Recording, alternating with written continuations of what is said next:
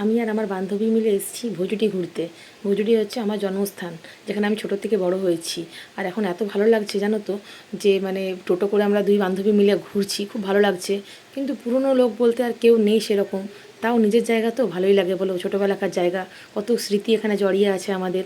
হ্যাঁ, আমরা সেই গল্পই করছি দুই বান্ধবী মিলে, আর আমার ছেলেকেও দেখাচ্ছি যে আমার ছোটোবেলাটা কেমন ছিল, কোথায় কেটেছে।